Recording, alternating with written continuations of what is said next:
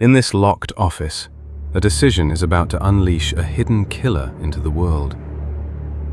Wilson paces before the committee, pipe raised, voice rising. He wants a war criminal's cell door left open. Let him run. Let him lead them to a name no one has ever put a face to. Franz Kindler.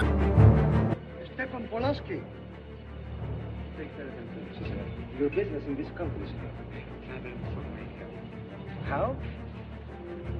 Meinecke vanishes into the night, chasing whispers and old contacts. A phone call, a scribbled address. The trail finally, chillingly, points toward a quiet Connecticut town.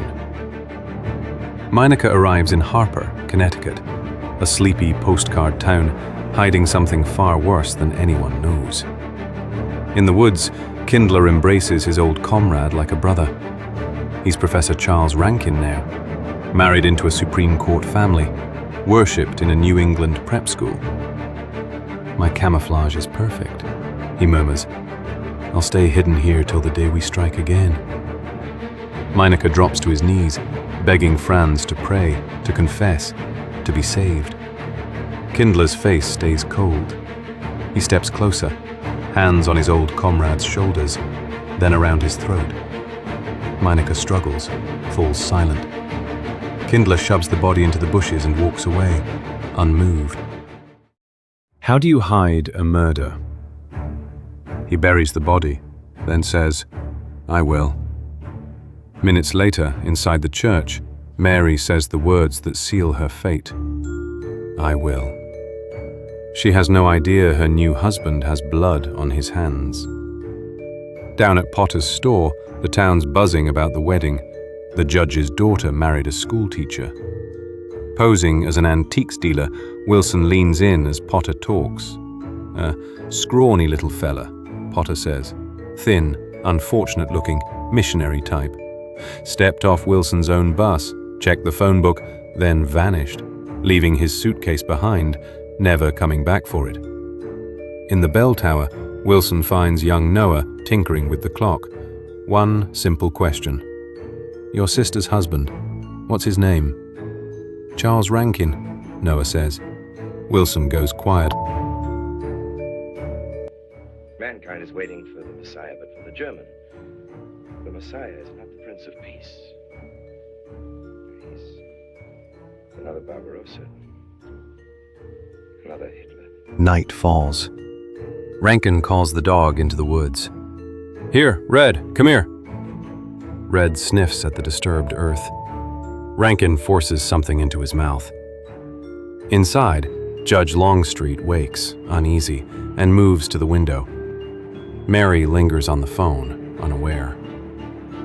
In the dark woods, Rankin gasps, clutching his throat, shaken by his own crime.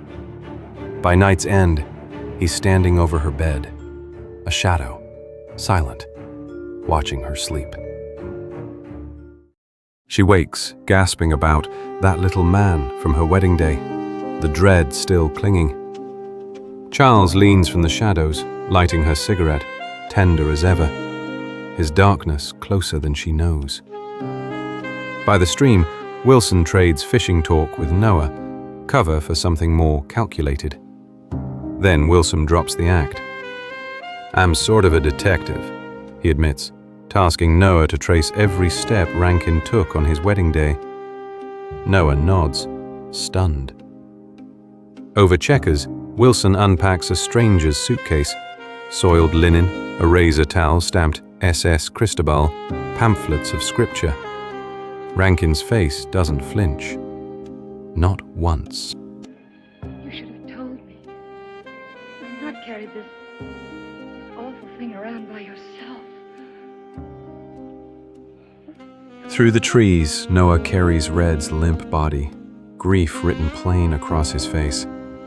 The family's loyal dog, silenced forever. Wilson kneels by the animal, studying the mud caked on his paws, fresh-turned earth, disturbed ground. Somewhere in those woods, Wilson realizes, a body is waiting to be found. He's running. Suitcase open, hands trembling. Charles Rankin means to vanish before the truth catches up with him.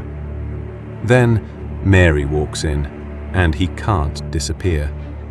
"With these hands," he says, admitting he killed Red. Mary stares, horrified. Then he pulls her close, kissing her neck, her forehead, as she freezes. Down in the woods, the body's confirmed. It's Meineke. Wilson decides Mary must know everything. That night, the judge dims the lights, and Wilson threads the projector. A photograph first, a camp commander, hat pulled low. Mary shakes her head, doesn't know him. Then the footage rolls, the camps, the dead, the unbearable truth. I lost him. Until yesterday. Your dog Red found him for me. But unfortunately, Meineke was dead and buried. On the balcony, Wilson presses harder. Mary turns away, shaking her head, defending Charles. Again. Her father begs her, tell the truth for her own safety. But Mary won't budge. Charles is good, she insists, clinging to the man she married. Wilson knows it's cold. But she's the judge's daughter. Her life in their hands now. Proof of murder, he says, is evidence enough. He walks into the dark. The clock tower glows above. The clock face glows above Harper, gears ticking toward midnight.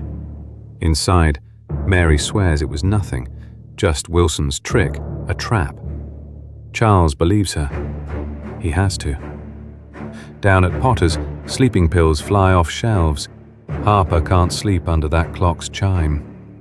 Wilson needles him with Emerson, commit a crime, and the earth is made of glass. Then, smiling, you're our number one suspect.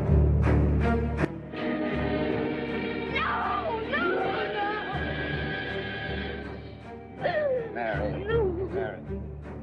All right.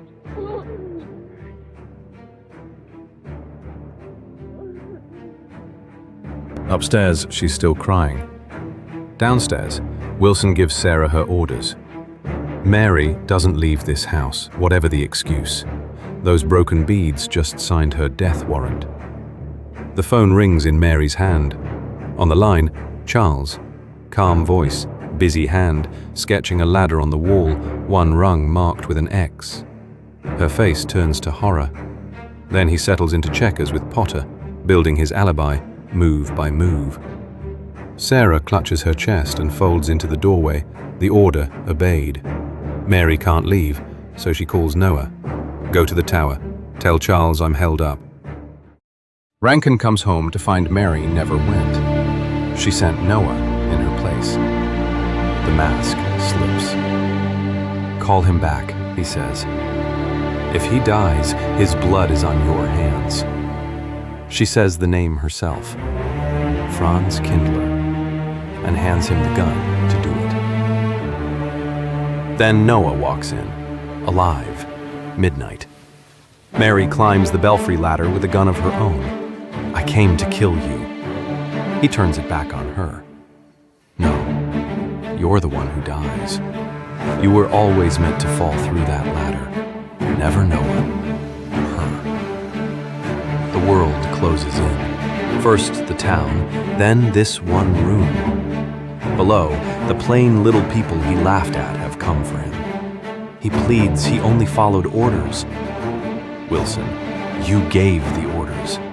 I'm not a criminal. You are. Mary fires. He crashes through the rotted floor and falls the length of the tower, onto the clock face, run through by the sword of its own mechanical angel. The man who erased every trace of himself, found by the clock he loved. Why don't you get me a new ladder? I've had my ankle busted and I have cards. From here on in, my friend, I'm taking you. Well, I'll get you another ladder, Mr. Wilson. You've had enough trouble. Good night, Mary. Evil hides among us. Subscribe if that unsettles you.